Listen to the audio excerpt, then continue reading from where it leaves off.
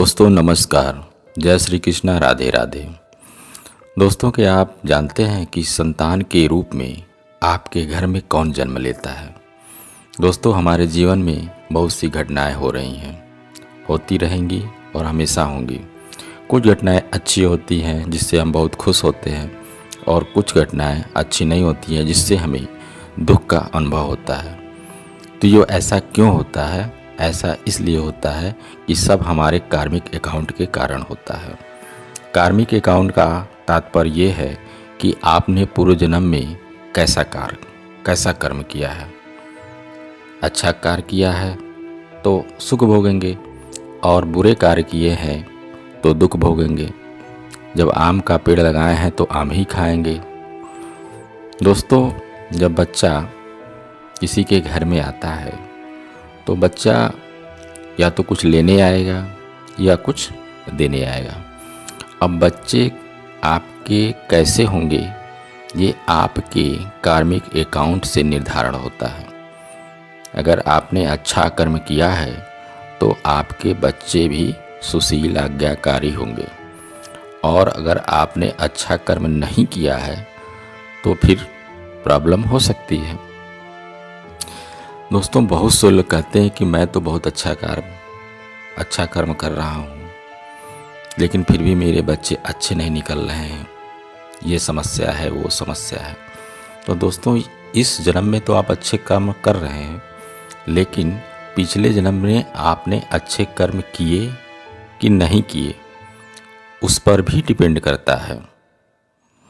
अब ये प्रकृति का नियम है, आप मानिए या न मानिए, कर्म का सिद्धांत हर जगह कार्य करता है। अब बच्चा है, कोई बच्चा सुख देने वाला पैदा हो सकता है तो कोई दुख देने वाला पैदा हो सकता है। किसी बच्चे की प्रकृति ऐसी होती है जैसे लगता है कि वो दुश्मन हो, आपका बच्चा ही ना हो। और कुछ बहुत दोस्त के रूप में होते हैं, और कुछ बच्चे तो बहुत खतरनाक ही पैदा होते हैं। दोस्तों, मूल प्रश्न ये है कि संतान के रूप में हमारे घर में कौन जन्म लेता है?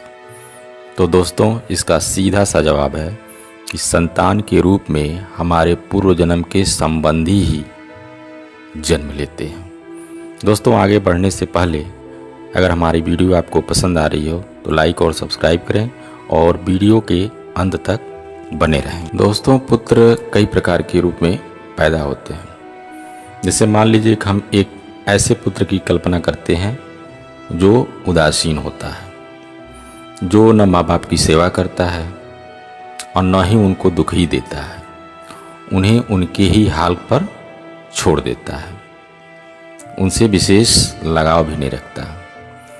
अगला मान लीजिए कि सेवक पुत्र, यानी आपने पिछले जन्म में बहुत सेवा भाव किया हुआ है, तभी आपको ऐसे पुत्र की प्राप्ति होगी। अगर आपकी औलाद अच्छी है तो खुद काम करेगी, खुद कमाएगी, खाएगी। अगर आपकी औलाद अच्छी नहीं है तो जो आपका रखा भी है सब बर्बाद कर देगी। तो सेवक पुत्र बहुत ही आज्ञाकारी होते हैं और माँ बाप की बहुत सेवा करते हैं, उन्हें बहुत सुख देते हैं। आप एक ऐसे पुत्र की कल्पना कर सकते हैं जो आजकल हमारे समाज में बहुत ज़्यादा विद्यमान है, जिन्हें हम शत्रु पुत्र के रूप में कह सकते हैं। ये माँ बाप की सेवा तो दूर, उनके साथ गाली गलौज करते हैं, उन्हें मारते हैं, डांटते हैं, कड़वी कड़वी बातें करते हैं, उनकी बेइज्जती करते हैं। मतलब माँ बाप एकदम परेशान हो जाते हैं और ये सोचते हैं कि ऐसा बच्चा क्यों पैदा हो गया, इससे अच्छा है कि हमारे कोई पुत्र ही न पैदा हो। तो कहने का मतलब यह है दोस्तों, एक कहानी के माध्यम से समझते हैं। एक माँ है और उसका एक बेटा है। बहुत गरीब रहती है उसकी माँ, और किसी तरह अपना गुजारा करती है। धीरे धीरे बड़ी होती है। बाद में पता चलता है कि बेटे को किडनी में प्रॉब्लम हो गई है, यानी किडनी उसकी खराब हो गई है, अब वो बचेगा नहीं। बेटे की शादी हो गई है, लेकिन जो उसकी बहू आई है वो विचारों की अच्छी नहीं है। अब देखिए क्या होता है, आपके समाज में भी ऐसा दिखाई दे रहा होगा। अगल बगल हम देखने का प्रयास करें तो एक दो उदाहरण हमको सामने से मिल जाएंगे।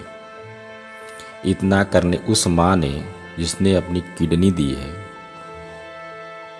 वह बच्चा अपने पत्नी के बहकावे में आकर के अपनी माँ को छोड़ देता है, उसे अकेला छोड़ देता है, उसे घर से बाहर भी निकाल देता है। दोस्तों, अगला है कि कुछ ऐसे बच्चे पैदा हो जाते हैं जो आप देखते हैं कि अस्पताल में ही पैदा हुए और पता चलता है कि अस्पताल में ही मर गए, बहुत खर्चा करा दिए, पैदा ही हुए पैसा से ही और जीवन ही उनका पैसे में ही चला गया और उनका शरीर भी अपना छोड़कर चले जाते हैं।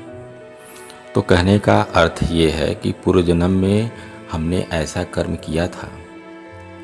तात्पर्य ये है कि हमने पूर्व जन्म में किसी व्यक्ति से ऐसा ऋण लिया था जिसका हमने चुकता नहीं किया था, या किसी का हमने धन नष्ट कर दिया था, तो चुकता तो करना पड़ेगा ही।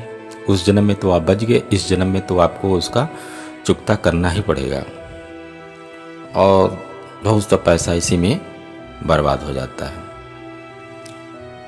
जैसे दो भाई हैं और बड़े भाई की शादी हो गई रहती है, छोटा भाई की तबीयत जो है अच्छी नहीं रहती है।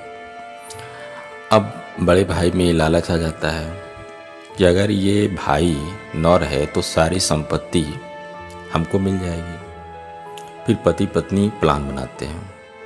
जब उसकी छोटे भाई की तबीयत खराब होती है तो डॉक्टर के पास जाते हैं और उसको स्लो पॉइजन देते हैं और एक दिन धीरे धीरे करके उसका छोटा भाई मर जाता है।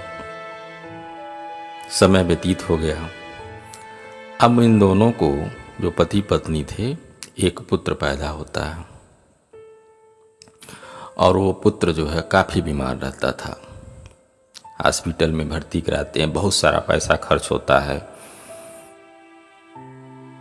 और उसके बाद भी उसको वो बचा नहीं पाते हैं,